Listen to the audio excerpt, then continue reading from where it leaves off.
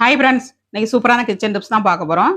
நம்ம மீன் குழம்புலாம் வச்சோம்னாக்கா மீனை வந்து ஃபஸ்ட்டே ஆட் பண்ணணுங்க. குழம்பு கூட்டி வைக்கும்போதே ஆட் பண்ணி அந்த மீனை கொதிக்க விட்டேன்னா அந்த குழம்பு வந்து அவ்வளோ ஒரு மணம் மணக்குங்க. டேஸ்ட்டும் ரொம்ப நல்லாயிருக்கும்.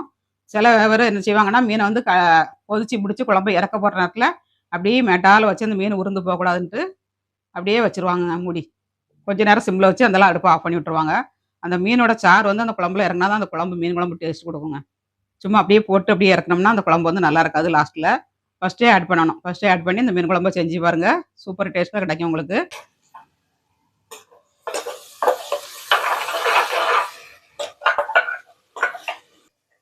புளி ஆட் பண்ணிக்கலாம். மாங்காய் போட போகிறோம். தக்காளி போட்டிருக்கோம். அதனால் மீடியமாக கரைச்சிக்கோங்க. ரொம்ப அதிகமாகவும் கரைக்கக்கூடாதுங்க, நல்லா இருக்காது.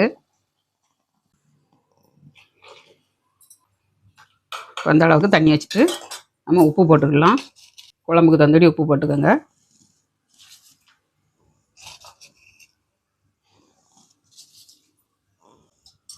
இப்போ மீனை ஆட் பண்ணிடலாங்க.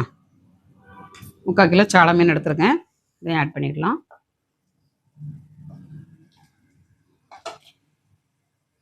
மத்தி சாலை மீனில் வைங்கங்க, சூப்பராக இருக்கும் குழம்பு.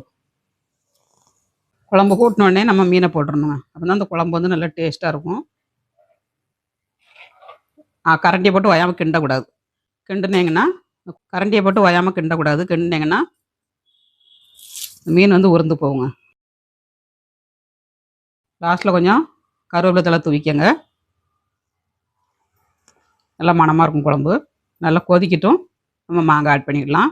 மாங்காய் வந்து ஃபஸ்ட்டே ஆட் பண்ணிங்கன்னா இந்த மாங்காய் தோலில் உள்ள கடுப்புலாம் இறங்கிரும். அதே மாதிரி குழஞ்சி போயிருங்க. பீஸாக வேணும் நமக்கு. மாங்காய் வந்து பீஸாட்டு கிடந்தா தான் அந்த குழம்பு நல்லாயிருக்கும். அதனால் நல்லா கொதிச்சதுக்கப்புறம் நம்ம போடணும். 2-3 நிமிஷம் ஆயிடுச்சு. பின்னி எப்படி கொதிக்கி பாருங்கள். மண் கடாயினோன்னா அப்படி கொதிக்குங்க. நல்ல எண்ணெய் தெரிஞ்சு வந்துருச்சு. ஒரு 5 நிமிஷம் கழித்து நம்ம சாப்பிட்டு பார்க்கலாம்.